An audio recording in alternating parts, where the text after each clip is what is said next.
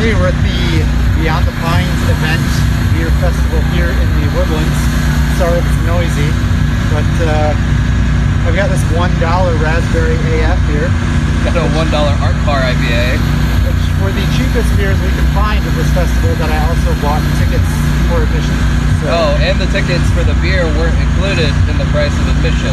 So we bought tickets to get in, then we had to go buy tickets to get beer. Each ticket's $1, and most places are charging 2 to 3 tickets per beer. So I'm gonna be sober. Yep.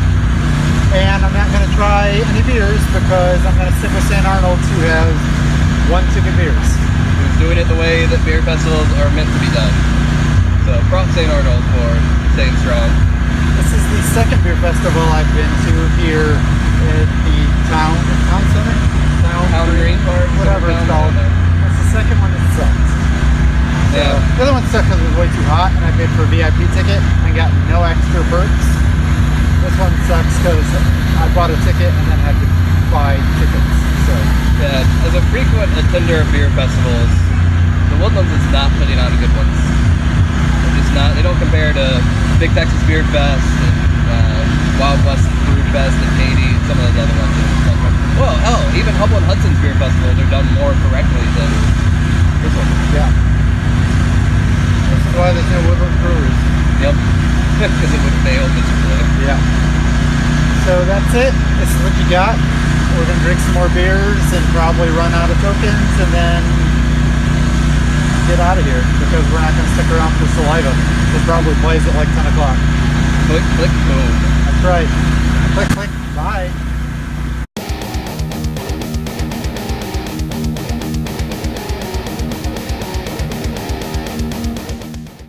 Hey, thanks for checking out Vinyl and Hops, episode 16, brought to you by Live on Tape Delay. Head over to lotdpodcast.com to check out the latest episode of our podcast. Gonna bring to you some vinyl discussion and some beer discussion. Let's start off with the beer. Ray, what do you have? Today we have St. Arnold Icon Green, which in this case is actually a red IPA. And it's It's like Christmas. Red and green. basically Christmas in April, May, whatever, whenever you're watching this. They're not watching it in the past, I can guarantee that. It's true. The beer was brewed in April, though. I guess that's what I was going You with. could be watching this April 2018. That's true. In which case, what's the future like? Comment below, let us know. But anyway, this is the El Dorado IPA. It's a red IPA, which I don't think they make just a plain red IPA that I can think of off the top of my head. But it's brewed with El Dorado hops. The Icon series, I believe it's quarterly. They have a green, blue, yellow, and red, and each time it's a slightly different type of beer. Like I said, this one's a red IPA. I didn't realize that the Icon series was St. Arnold. I thought it was their own thing. No, it's another one they do. They do the Icon, the Divine Reserve, and the Bishop's Barrel. Huh. I wanted something. So it's kind of like their different tiers. You got your bronze, I guess would be your normal St. Arnold beers. The silver would be the Icon. Oh, that's good. The gold would be the Divine Reserve, and the platinum would be the Bishop's Barrel.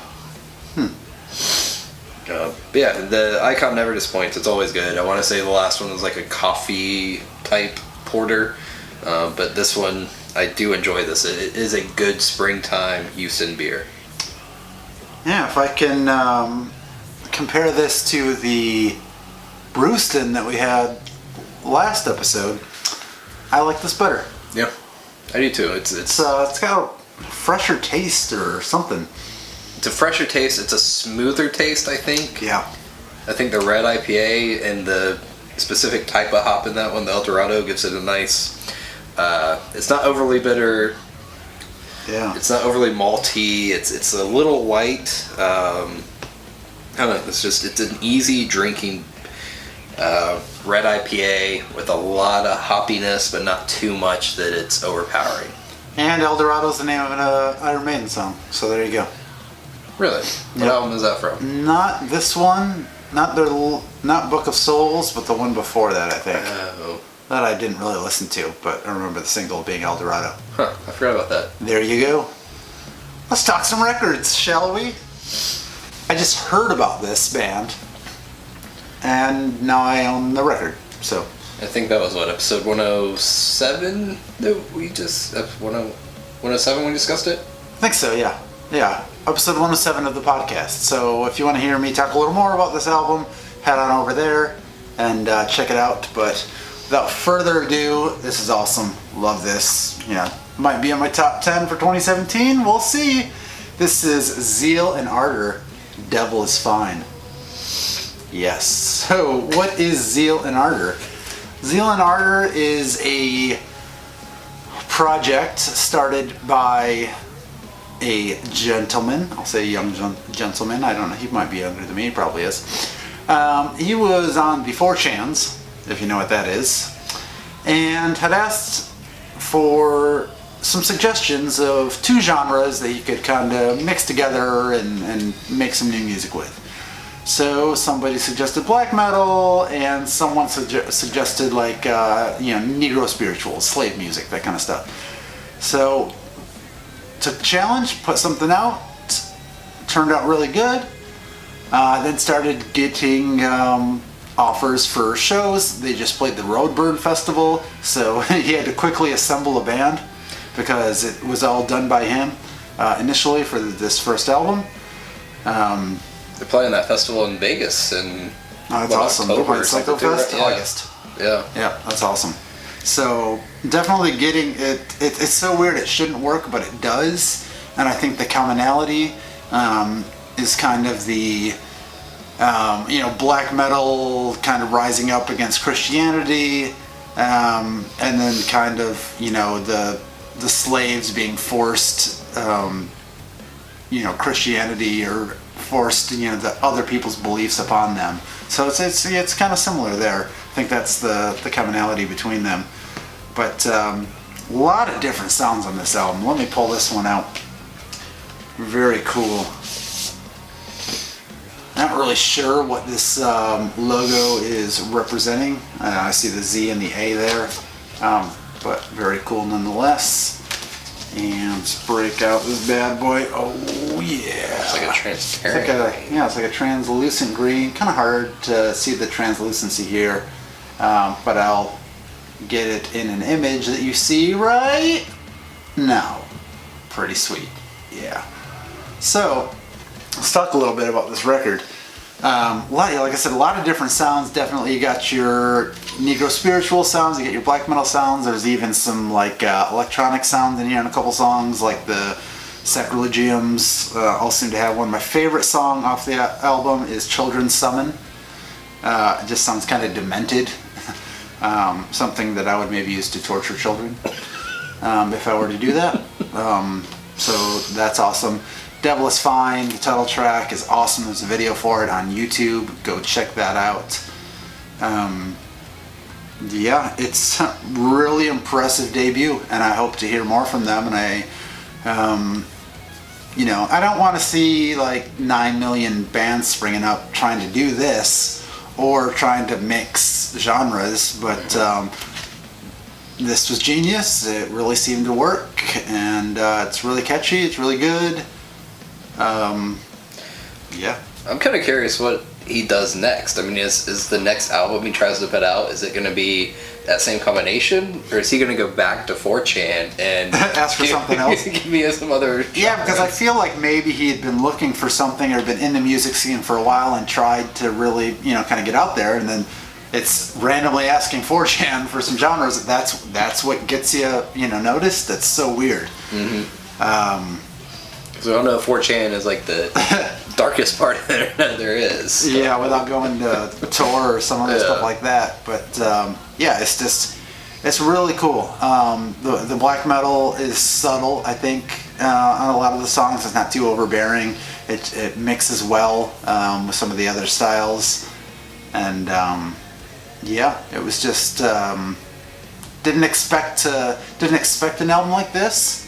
Didn't expect to like it, and I love it, and I purchased it as a result. So it's a pretty short listen too. I mean, yeah, it's like 30, 35 minutes, something around there. Yeah, there's 4 songs on each side. So yeah, check out zealandardor.com and check out this band. Let me know what you think in the comments below. I'd appreciate it. And hopefully I'm not the only one that likes it as much as I do. Alright, so I finally gave in. I've been listening to this album. If you follow me on Twitter, then every week when Tweakly does my last.fm statistics from Spotify, this band has been in my top 4 for, I don't know, probably 2 months now. Just every week I have to listen to at least this album. I don't know why. I thought he was just really into sports. Or baseball. Yeah. But so I bought the shirt, and then I also bought the record. So I'll dive in real quick and say that it's Modern Baseball Sports, which this was their debut album from, I want to say 2007, or 2012, Oh, wow. I guess, when it first came out. I've done 3 or 4 albums since. Their most recent album came out in 2016. What are their other albums called? Holy Ghost. Damn. It's really hoping the next one was like RBI. No. Holy Ghost came out in 2016. This one was 2012. There was an EP that came out in 2015, and there was another album between the EP and this one. Is that the vocalist on the front? No, Okay. it's not the vocalist on the front. There'll be a picture that will be zoomed in here. But so basically, this band started because they're from the Philadelphia area. I want to say they were at Drake or what's the? There's a university in Philadelphia. It starts with a D. I can't remember what it's called. I want to say it's Drake. But the 2 guys got to know each other because the one guy had a crush on the other guy's sister, but then they both played music, and so then they kind of started a band. Drexel. Drexel, yes. Oh, is it really? Yeah, I think Oh, it was damn. actually. That actually sounds more familiar than Drake. He's a rapper. Drake is a rapper, and he's Canadian. And he was on the Degrassi. Degrassi. There you It go. also starts with a D.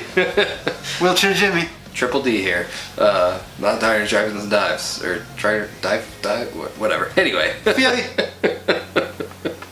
we're taking it flavor down. We've got off the rails. But anyway, so they started this band, just kind of the 2 of them, and then people wanted to start seeing them play shows. It's just super kind of catchy, emo, punkish rock music. It's very simple. I mean, there's nothing over the top about it. All the reviews you hear of their fellow musicians, because there was kind of a budding scene of the same type of indie music from Philadelphia about the same time. So weird how that starts. I know. And there were like 6 or 7 bands that came out of the same city, the same school, the same time period. And they're all kind of big now. I mean, it includes like the Menzingers and a few others. But they started getting requests to do shows, so then they got a bassist and a drummer. And one of the interesting things I found out recently is that there's an article I found the other day, I can't remember what website it was from, but it was mentioning that all of these bands all kind of talk about the same thing of like mental health is a growing problem in this country, and all of these bands are not afraid to put that into their music. Whereas in the past it wasn't really. And one of the things with this band is that they the members are always struggling with it and always dealing with it because it's, a pretty serious problem nowadays. But music and the band is one of the ways that they deal with it. But you hear it in the music, it comes through. They do everything they can to put out good quality songs. That this album gets stuck in my head. Like, I can't get the songs out of my head. I don't know what it is about them. It's that type of thing. But yeah, it's a nice, if I can get out of here, purple vinyl. Oh yeah. I believe that they do these in batches, and every batch is a different color. So, if you got it a few years ago, it might be red or yellow or pink or green or some other color. I got laid in on it, so mine's purple. But yeah, Modern Baseball Sports. For me, as a pop punk, ska punk kind of lighter music fan, this album gets stuck in my head and I can't get rid of it. So that's why I listen to it all the time. Yeah. Nice. I'm in a modern baseball cover band called American Football. There is actually a band called American Football. Damn it! Are they similar? It's kind of that same All right. emo-ish, punkish, indie type sound, yeah. So I'm starting a cover band called Intramural Hockey. And we do covers of American football and modern baseball songs. I don't know if that's one. That could be. Yeah. That could be a start. That's it. That's it for us. We're kind of, going to spend a little more time talking about each record instead of kind of flying by each one, so you're not going to see as many records going forward. Spend a little more time talking about the beers, and we'll get out of this apartment in some future episodes as well. Hopefully some more interviews coming up. So let us know what you want to see us review, beer-wise or album-wise, in the comments below. Give it a thumbs up. Give us a subscribe. Check out Live on Tape Delay via iTunes, Google Play, Stitcher, Cast Crunch, wherever you can find a podcast. Or if you can't find it anywhere, you can always head over to lotdpodcast.com. Thank you very much. We appreciate your time. As the St. Arnold bottle cap says, hops and kisses. Hops and kisses, and mine says Porter 1-2. Porker 1-2, I guess. Porter 1-2. Hops and kisses.